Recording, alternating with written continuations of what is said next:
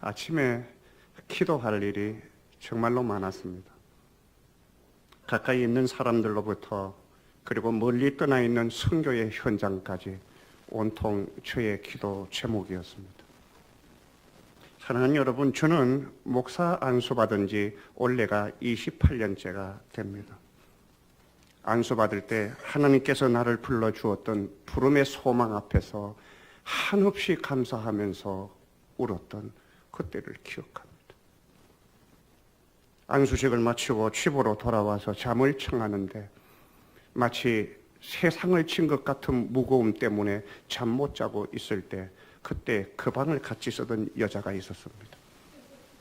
그 여자도 잠 못 자고 있었습니다. 우리는 일어나 여러 가지 얘기를 나누었는데 그때 나누었던 얘기를 세 가지로 정리하면 이런 것입니다. 감사하면서 섬기자. 그리고 평생을 기뻐하면서 살자. 그러다가도 내가 섬기는 사역 속에서 잘못한 일 있고 문제 일어나면 용서를 구하는 용기를 잊어버리지 말자. 그것이 그날 밤에 나누었던 얘기의 줄거리였습니다. 한없이 약한 사람이었기 때문에 문제 많았고 그럴 때마다 하나님께 잘못했습니다라고 하는 용기를 주신 은혜가 얼마나 큰지. 우리가 예수 믿으면 근본적으로 달라지는 것이 있습니다. 그것은 내가 지었던 모든 죄에서 깨끗하게 용서받는 것입니다. 우리가 믿는 기독교는 바로 이 사죄 은총에 서 있는 것입니다. 사랑하는 여러분, 예수 믿으면 내가 가지고 있는 죄 문제 사라졌기에 하나님께서 나를 의롭다 칭해 주시고 의롭다 하실 뿐만 아니라 우리를 하나님의 자녀로 세워 주십니다. 그래서 이렇게 말합니다. 영접하는 자, 그 이름을 믿는 자들에게는 하나님의 자녀가 되는 권세를 주셨으니입니다. 자녀일 뿐만 아니라 자녀로 사는 권세까지 주셨다고. 도대체 그리스도 예수 안에서 하나님의 자녀된 우리가 가지고 있는 특권이 무엇일까? 여러분이 가지고 있는 권세가 무엇일까요? 첫째는 용서받는 특권입니다. 하나님은 만유보다 크시고 만유보다 먼저 계셔서 만유를 창조하신 만유의 주인이십니다. 그래서 그분은 주인일 뿐만 아니라 동시에 세상의 모든 잘못에 대하여 판단하시는 기준이십니다. 사랑하는 여러분, 그런데 놀랍게도 우리가 가지고 있는 모든 죄 하나님 앞에 내어놓으면 아버지가 자식을 향하여 분노했다가 그 자식이 아버지의 눈을 맞추면서 아빠 잘못했어요. 이 말 한마디에 가지고 있던 매를 땅에 떨어뜨리는 아버지처럼 하나님은 우리의 죄에 대하여 용서를 비는 우리를 향하여 그분은 한없이 용서이십니다. 그래서 기억도 하지 않으시고 우리의 죄를 등 뒤로 던질 뿐만 아니라 동이 서에서 먼 것처럼 기억도 하지 않는 은혜의 하나님. 그 은혜의 하나님의 용서 앞에 우리가 사는 줄로 믿습니다. 용서받는 특권입니다. 두 번째는 하나님과 올바른 관계를 가졌기에 세상에서 누리는 평화가 있습니다. 주께서 말씀하시죠. 내가 너희에게 평안을 끼치노니 곧 나의 평안을 너희에게 주노라. 내가 너희에게 주는 평안은 세상이 주는 것과 다르다. 너희는 마음에 근심하지 말아라. 두려워하지 말아라. 여러분과 내가 살고 있는 세상은 근심과 염려와 두려움이 많은 세상이잖아요. 제가 가까이 교제하는 사람들을 얘기를 중에 교제하다 보면 그분이 가지고 있는 속내가 두려움이에요. 모든 것이 염려입니다. 염려는 하나님의 자녀를 자녀답지 못하게 만드는, 근심은 그리스도의 백성이 그리스도의 제자처럼 살지 못하게 만드는 족쇄예요. 하나님과 우리가 가지고 있는 이 관계가 세상의 환경과 문제가 빼앗거나 흔들지 못하는 평화가 여러분과 나에게 주어진 하나님의 자녀된 자들에게 주신 특권인 줄로 믿습니다. 특권입니다. 평화입니다. 여러분에게 질문하고 싶어요.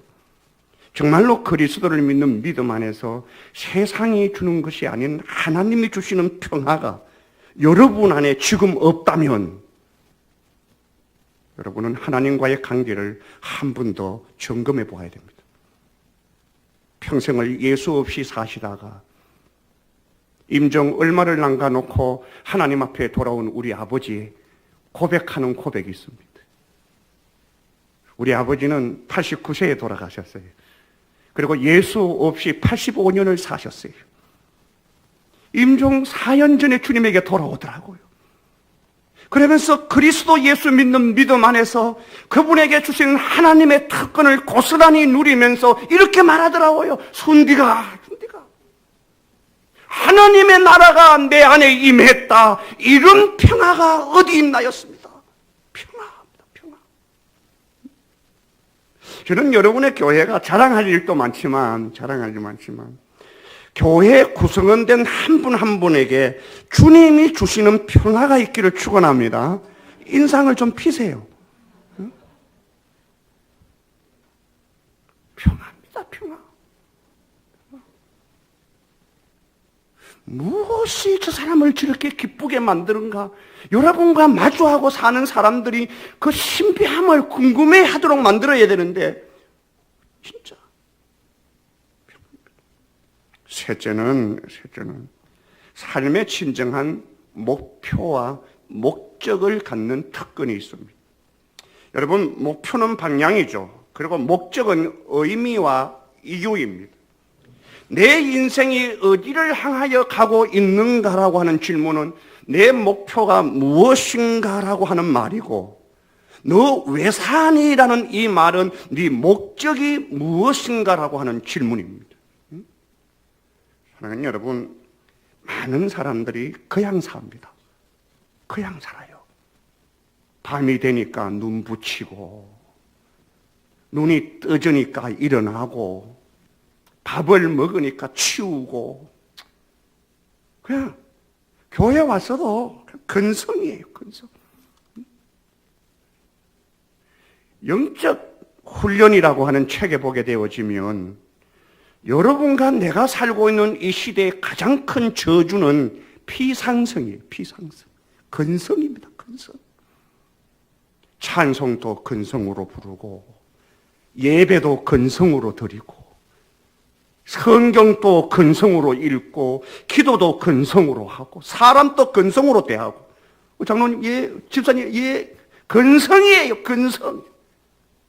그걸 서침이라 그럽니다. 서침. 서침은 우리를 바꿀 수 없어요. 만남이 이루어져야 됩니다. 만남이. 피상성. 그런데 하나님의 자녀는 세상을 근성으로 살지 못하도록 하나님께서 목적과 목표를 주셨어요. 그래서 오직 하나님의 자녀만이 이 세상을 사는 목표와 목적이 있다는 것을 여러분이 기억하셔야 됩니다. 아멘. 은혜입니다. 저는 개인적으로 예수 없이 살 때 목표도 없었고 목적도 없었습니다. 그냥 사는 것이 전부였습니다. 예수 없는 새내기 시절, 그리스도를 몰랐던 청소년기, 저는 그냥 사는 삶이었습니다. 그렇게 살던 내게 예수님이 찾아오신 거예요. 내 의미 없는 생에 하나님께서 봄을 주셔서 내 마음의 황폐함을 갈아엎더라고요. 그러면서 하나님께서 내가 왜 사는지 하나님 마음을 심어주시더라고요. 그게 목표예요. 내 속에 만들어진 목표가 뭘까요? 하나님의 나라입니다. 하나님의 나라. 하나님이 내 마음속에 심어준 목표는 하나님의 뜻입니다. 사랑하는 여러분, 하나님의 나라가 내 안에 임한 것처럼 내가 지금 자꾸 나라 이러니까 여러분의 부동산 신학이 땅덩어리를 자꾸 생각하는지 모르지만 나라는 다스림이에요. 다스림. 아무도 안 볼 때 나는 누구인가? 그분의 다스림을 고스란히 누리고 사는 사람인가? 깨달아야 됩니다. 목표와 목적을 하나님이 선물로 여러분과 나에게 주신 거예요. 특권입니다. 그러면 이렇게 질문할 수 있어요. 아니, 목표 없이 그냥 살면 되지 않는가? 그냥 살면 안 되나? 이렇게 말할 수 있어요. 그런데 여러분, 기억해야 됩니다. 우리나라가 여러분이 알듯이, 모르는 사람들도 있지만은 알듯이 정말로 가난한 나라였잖아요. 좀 잘 모르시는 것 같은데 우리가 가난한 나라였어요. 해방 당시에 우리나라 국민 소득은 35불이었습니다. 35불. 35불에만 우리 집 옆에 있는 삿포로라고 하는 식당에 한 끼 식사입니다. 이게 1년 우리 소득이었다니까요. 35불 시절이 우리에게 있었단 말이에요. 정말로 가난하게 살았습니다. 그런데 그렇게 가난했던 나라가 이렇게 발전했잖아요. 지금 또 살기 힘들어요. 많이 힘드신 것 같은데 예배 마치고 저하고 얘기 좀 해야 될 것 같아요. 정말로 잘 삽니다. 우리는 진짜 오늘 점심 그 라면이라면요, 라면. 제 라면 안 먹습니다. 라면 안 먹는데 라면요, 라면. 라면이 여러분과 내가 살고 있는 이 시대는 가난의 상징인 줄 모르지만 내가 아는 장로님의 수필에 보면 하루 라면 3끼라고 하는 수필이 있어요. 내가 잘 아는 장로님이십니다. 사람들이 언뜻 수필의 제목을 보면 가난의 이야기인 줄 알아요. 그러나 그렇지 않습니다. 그 장로님이 라면을 먹고 싶은 게 꿈이었는데 라면은 돈을 주고 사야 되잖아요. 그러니까 라면을 못 사는 거잖아요. 라면을 먹어본 적이 없는 거예요. 그래서 어느 날 자기에게 용돈이 생겼고 이빨을 깎게 물면서 오늘은 가지고 있는 용돈 가지고 라면 먹자 해가지고 라면 산 거예요. 라면을 끓여 먹는데 라면을 처음 먹잖아요. 그러니까 라면은 얼마나 맛있어요. 표정을 바꾸세요. 맛있어요. 맛있어요. 라면이 그분이 얼마나 맛있는지 라면을 이렇게 먹는데 라면이 넘어갈 때 햇바닥도 따라같이 넘어가더래요. 햇바닥이 같이 넘어가더래요. 그래서 이 장로님이 마음속에 꿈을 꾸기를 내 인생 하루 3끼 라면 먹는 인생으로 살자. 그분의 꿈이었습니다. 그런데 그분이 성실로 그렇게 사시다가 죽음은 기업의 회장이 되어서 간증하고 있는 얘기입니다. 우리가 어려울 때 라면은 풍요의 상징이었습니다. 그런데 지금은 우리는 라면 먹고 컸다고 하면 가난한 것이 떠오르잖아요. 정말로 잘 사는 나라가 되었습니다.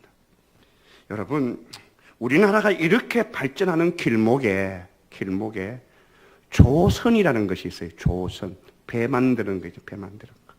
이 나라가 이렇게 풍요하게 바뀌는 그 길목에 조선이 있는데 사실 우리나라는 40년 전에 배를 만들 수 없는 나라였습니다.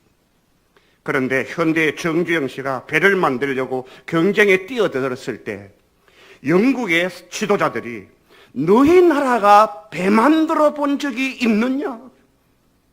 너희 나라가 배 말아 본 적이 있느냐라면서 냉소할 때 그때 정주영 씨가 그 당시에 500원짜리 지폐에 담긴 거북선 그림이 있어요. 500원짜리 지폐. 제가 이렇게 견적을 보니까 8,000원 하더라고요. 500원짜리. 지금 요새 사면 8,000원 하는데 500원짜리 지폐에 거북선 그림이 있어요. 거북선. 그러면서 그것을 지갑에서 끄집어내면서 영국의 지도자를 향하여 말하기를 너희 영국은 조선 역사가 1800년대가 아니냐. 우리의 배 만드는 역사는 1500년대다. 그리고 바로 여기에 있는 이 철갑선이 물 위에 떴다. 그리고 일본을 이겼다. 꿈 같은 이야기, 신화입니다. 신화입니다. 그런데 언젠가 세계 조선국의 가장 강대국이었던 영국, 유럽을 제치고 중국과 일본을 제치면서 세계에서 배를 가장 많이 만들고 정교하게 만드는 나라가 우리나라가 된 것입니다. 우리가 세계 최고의 조선 국가입니다. 정말 언젠가입니다. 세계에서 가장 큰 유조선을 만들었어요. 그런데 이 배를 주문한 그리스의 리바로스라는 사람이 몇 가지 조건이 충족되지 않는다고 하면서 사야 될 배를 거절한 것입니다. 인수를 거부해 버렸습니다. 그 배는 이미 진수식을 마친 배였습니다. 진수식이라 하면 배가 처음 만들어졌을 때 물 위에 처음 띄우는 어식입니다. 그래서 어식을 마치고 배가 바다 위에 떴는데 40노트로 갔다가 50노트로 갔다가 좌측으로 갔다가 우측으로 갔다가, 여러분, 그런데 그 배가 가야 될 기항지가 없으니까 헤매는 거잖아요.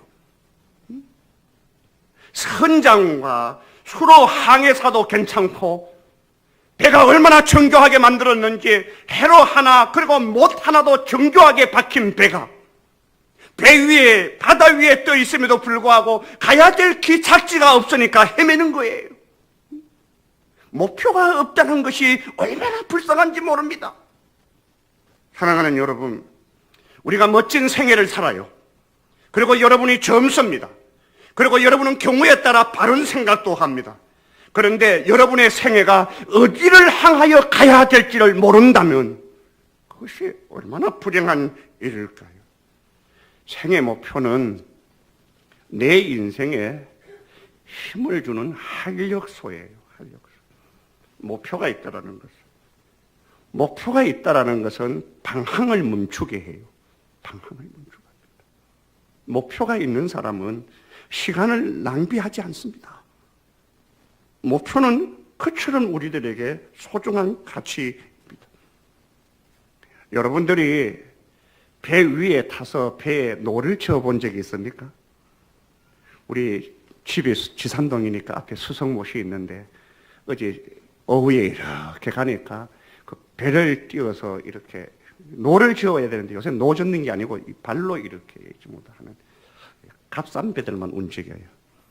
지금 우리 베트남 단기팀이 사파에가 있는데 아침에 연락을 하면서 잘했느냐 물으니까 독특한 종족들도 만나고 있고 또 그곳 날씨도 잘 누리고 있다고. 단기팀 걱정하지 마세요. 여러분을 걱정하시기를 바랍니다. 잘 지내고 있어요. 잘 지내고 있어요. 내가 만난 선교지 가운데 사파는 가장 아름다운 곳입니다. 그 사파에 만들어서 주는 빵의 맛은 정교합니다. 저는 빵을 별로 안 좋아하는데 프랑스가 빵을 잘 만드는 나라잖아요. 프랑스 하면 뭐가 있어요? 빵? 바게트. 베트남이 프랑스에 의해서 130년 동안 지배를 받은 나라예요. 130년 동안 자기들 먹고 싶은 빵 가르치는 기술만 전수했어요. 베트남 사람이 빵을 잘 만들어요. 바게트 얼마나 맛있는지요. 바깥의 까칠함과 안에 속살의 부드러움이 정교해요. 저는 빵을 안 먹는데도 사파의 빵을 먹어요. 먹으면 씹으면요 쫄깃쫄깃하면서도 지금 제가 설명하면 여러분들이 별로 아침도 안 먹고 오신 분들이 계실 것 같은데 지금 사파이가 있어요. 그런데 베트남을 방문하고 나면 대부분이 다 관찰하는 거예요. 관찰. 여기는 이러네, 저기는 저러네, 베트남 교회는 이렇게 예배를 드리네, 베트남 성도들은 이렇게 사네, 베트남의 인민들은 이렇게 생활하는구나, 그들은 어떻게 살고 어떻게 생활하고, 이게 관찰이에요. 관찰. 그런데 베트남에서 관광객들과 여행자들과 선교 정탐팀이 몸으로 직접 참여하는 프로그램이 하나 있는데 그것이 바로 땅곡이라고 하는 곳입니다. 땅곡. 땅곡이라는 것이 얼마나 아름다운지 하면 신기한 지형으로 만들어져 있어서 한마디로 말하면 귀한 개석이 절묘하게 놓여져 있습니다. 산세가 좋기도 하지만 그리고 그 가운데 있는 수많은 호수와 호수를 연결하는 땅굴들 그리고 터널을 지나가지고 배를 지으면서 그 아름다운 산세를 하나도 놓치지 않고 볼 수 있다는 것이 너무 아름다워요. 그런데 이렇게 배를 짓고 노를 지으면서 관광객들과 베트남 구경 온 사람들을 안내하던 현지인이 어느 지역에 이르르면 우리한테 이렇게 얘기해요. 배를 저 볼래요? 이렇게 배를 저 볼래요? 노를 젓고 싶으세요? 이렇게 물어요. 그러면 누가 싫다고 말하겠어요? 다 저어보고 싶다고 그래요. 여러분, 베트남 사람들이 노를 지으면요, 손을 가지고 젓는 것이 아니라 옆구리로 젓기도 하고 때로는 발로 막 젓기도 하고 절묘합니다. 신기해. 그러니까 그 사람들이 그렇게 노를 지으니까 나도 저을 수 있다고 생각하는 거예요. 그래서 바꾸는 거예요. 현지의 사공과 우리가 바꾸어서 노를 한번 잡아보는 거예요. 그러면 여러분 생각에는 노가 저으면 바로 갈 것 같아요? 안 갈 것 같아요? 안 가요. 그냥 도는 거예요. 그 자리에 돌고 한쪽으로 삐뚤해지고 그래서 배들끼리 부딪히고 그러면서 웃고 그러는 거예요. 그때 현지인이 이렇게 얘기해요. 젓지만 말고 목표를 정하세요. 목표를 보고 젓다가 보면 기우뚱거리기도 하고 쏠리기도 하다가 결국은 그쪽으로 갑니다. 놀라운 것은 정말로 기우뚱거리다가 목표를 정하고 포기하지 않으면 내 배가 목표를 향하여 움직이는 거예요. 여러분, 목표는 그 생을 바로 끌고 가는 엄청난 축복입니다. 여러분의 목표는 무엇이세요? 우리를 부르신 하나님이 우리를 향한 목표는 무엇일까요? 도대체 여러분과 나를 불러 하나님은 여러분과 나에게 무엇을 기대하는 것일까요? 오늘 본문 말씀입니다. 에베소서 4장 13절 말씀, 우리가 다 하나님의 아들을 믿는 것과 아는 일에 하나가 되어 온전한 사람을 이루어 그리스도의 장성한 분량이 충만한 데까지 이르리니. 온전한 사람이 우리의 목표입니다. 온전한 사람. 여러분, 우리가 어린아이가 되지 않고 유치하게 그냥 어린아이의 삶으로 끝나지 않고, 여러분, 우리가 어린아이가 되면 어떤 일들이 일어나요? 속임수, 간사한 유혹에 빠져 모든 교훈의 풍조에 밀려 방황하고 요동하는 거겠나요? 어린아이는 속임수에 빠지는 거예요. 교회 안에도 믿음으로 자라야 될 시기를 놓치게 되어지면 이단의 간사한 유혹에 빠질 수 있어요. 세속적 가치에 빠질 수 있어요. 요동하게 되어지고 흔들리게 되어지고. 여러분과 나를 향한 하나님의 목표는 그리스도 예수 그분의 분량이 가득 채워진 온전한 사람이 이루어지는 것인데, 우리가 그런 목표를 가지고 있는 하나님의 기대를 쫓아가지 못하고 요동하게 되어지고 속임수에 빠지게 되어지고, 그리고 여러분과 내가 내답지 못하게 사는 그런 모습이 되어진다면, 여러분이 알듯이 우리가 창조되어진 하나님의 형상이잖아요. 우리는 하나님의 형상으로 지음받은 하나님의 자녀. 그래서 우리 안에 있는 하나님의 형상이 하나님을 기쁘게 하셨습니다. 하나님이 우리를 보시고 심히 기뻤다고. 그런데 우리의 형상이 죄의 범함으로 말미암아 완전히 하나님의 형상이 깨어졌잖아요. 그런 깨어진 우리들을 하나님이 불쌍히 보시고 그리스도를 지불함으로 우리를 복원하신 거죠. 그래서 성경은 이렇게 얘기하죠. 보라, 그리스도 예수 안에 있으면 새로운 피조물이라. 여러분과 내가 쓰고 있는 개역 개정은 새로운 피조물이라 이렇게 번역되었는데, 성경의 원어는 새로운 창조물이라 그러십니다. 피조물이라는 말은, 새로운 피조물이라는 말은 있는 것에서 망가져 다시 회복하는 것인데, 창조물이라는 것은 없는 것에서 만들어진 거예요. 하나님이 여러분과 나를 예수 그리스도 보혈의 피로 깨끗하게 씻음받아 하나님의 자녀가 되어지는 회복은 바뀌어진 변화이기보다도 마치 우리의 죄를 기억도 하지 않고 처음 만든 것처럼 여러분과 나를 깨끗하게 세워주셨단 말입니다. 얼마나 놀라운 은혜예요. 이런 하나님의 형상, 그것이 계속해서 자라가야 됩니다. 그렇다면 하나님의 형상은 도대체 무엇일까요? 여러분은 하나님의 형상을 닮는다, 하나님의 형상을 온전히 쫓아간다는 말을 무엇으로 이해하십니까? 골로새서에 보게 되면 예수 그리스도는 이 땅에 오신 보이지 않는 하나님의 형상이다. 예수님은 이 땅에 오신 하나님의 형상이다. 고린도후서 4장 4절은 그리스도는 하나님의 형상이라고, 예수님은 그리스도의 형상을 본받으라 말하고 하나님은 아들의 형상을 본받으라고 말합니다. 성도된 여러분과 나에게 있어서 가장 큰 축복이 있다면 예수를 닮아가는 것인 줄로 믿습니다. 예수 닮음입니다. 사랑하는 여러분, 저는 여러분 한 분 한 분을 향한 기대가 있는데 그 기대는 여러분으로부터 시작되는 것이 아니라 여러분을 부르신 하나님의 부르심에 대한 나의 기대입니다. 많은 사람들 가운데 여러분을 뽑으셔서 부르신 하나님은 결코 그분의 계획에 대하여 온전하신 하나님입니다.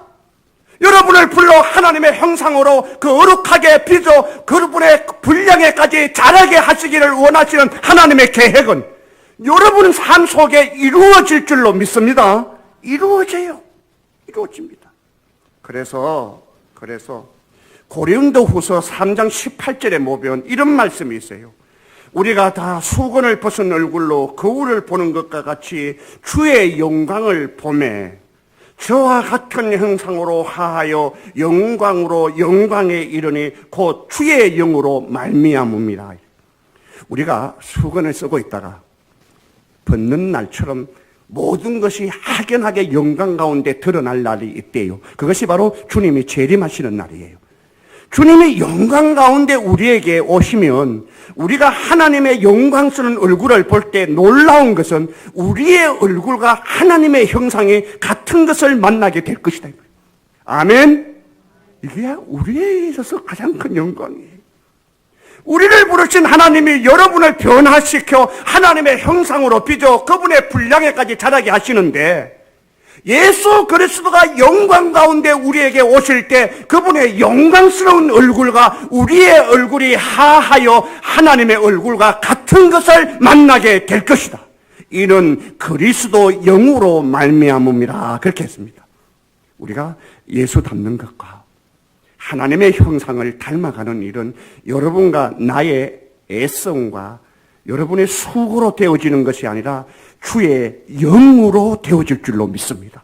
그렇게 약속하시는 것입니다. 하나님 여러분, 여러분의 앞에 성경이 있잖아요. 성경은 하나님의 말씀이고 나의 책이고 여러분의 책입니다. 따라합시다. 성경은 나의 책이다. 나의 책입니다. 성경은 나의 책입니다.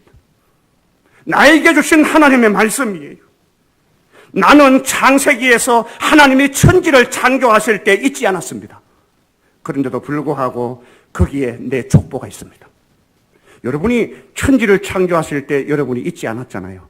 그러나 그때 하나님의 형상으로 빚어 사람을 만드신 아담이 우리의 족보입니다. 우리가 거기에 머물러 있습니다.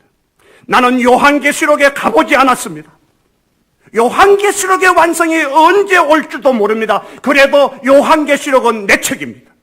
그것을 어떻게 완성될지 보여주는 새하늘과 새 땅이 임할 적에 주께서 얼굴을 들어 그 빛의 얼굴을 나눠볼 적에 내가 그분의 형상으로 변하게 되어지는 영광. 요한계시록은 여러분과 나에게 주신 하나님의 약속이요 축복인 줄로 믿습니다. 축복입니다. 말씀을 정리합니다. 우리가 예수를 믿을 적에 분명하게 변화되는 것이 있다고. 내 죄가 완전히 용서받는 거. 매일의 삶 앞에서 여러분의 삶을 주님 앞에 내어놓고 말씀의 지적 앞에서 여러분들이 용서를 구하는 용기를 잊어버리지 마세요. 잊어버리지 마세요.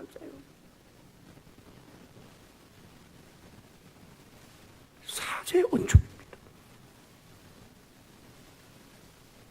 지도자들이 내가 잘못했다 말 한마디 하면 끝날 것을 안 해요.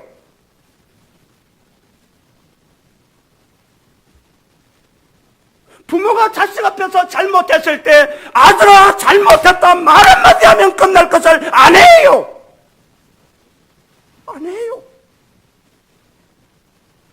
제가 아침에 9시에 참 좋은 교회 영화부에서 예배를 드렸는데 참 좋은 교회 영화부는 아름다워서 한 80명 정도 영화부 예배를 드려요.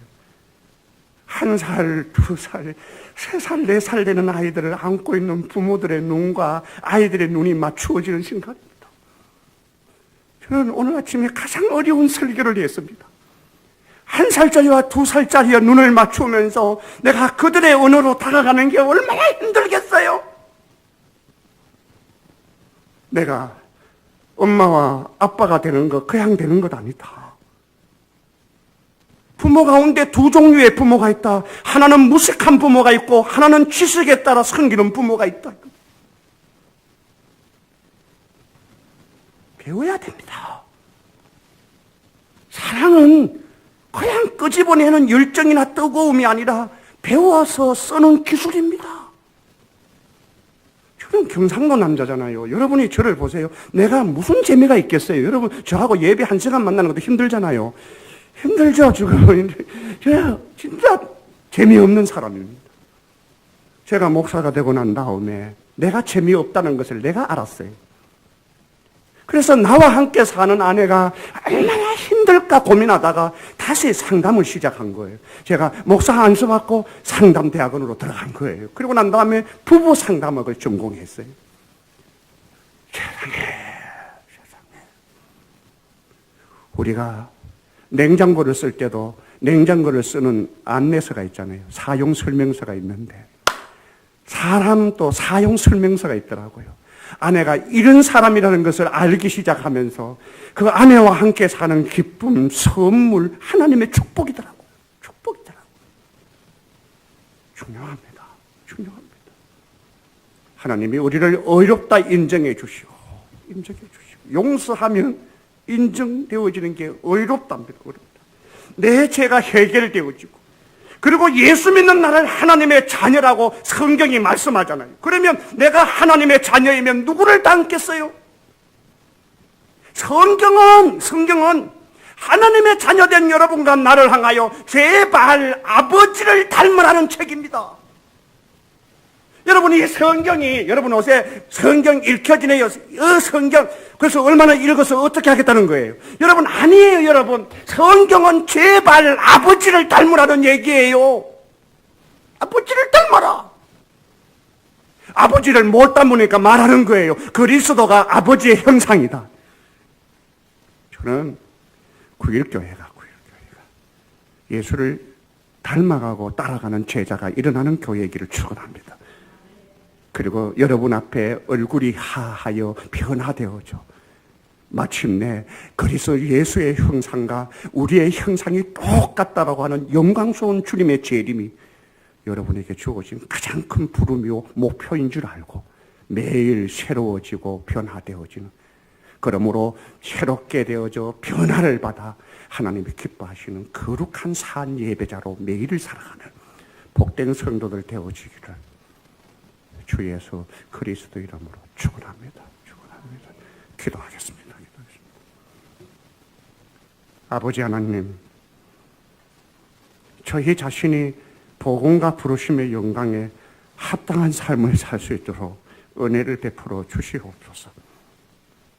우리의 생애를 복되게 하시고 주님을 알고 믿는 일에 하나가 되어 사랑 안에서 참되고 하나님께서 허락한 풍요를 사는 모든 성도들이 될 수 있도록 은혜를 베풀어 주시옵소서. 무엇보다 어린아이의 일을 버리고 자라 그리스도 그분의 형상을 온전히 닮아 내 생애를 통해 온 세상에 하나님의 선하심을 드러내는 성도들 되게 하여 주옵소서. 예수님 이름으로 기도합니다.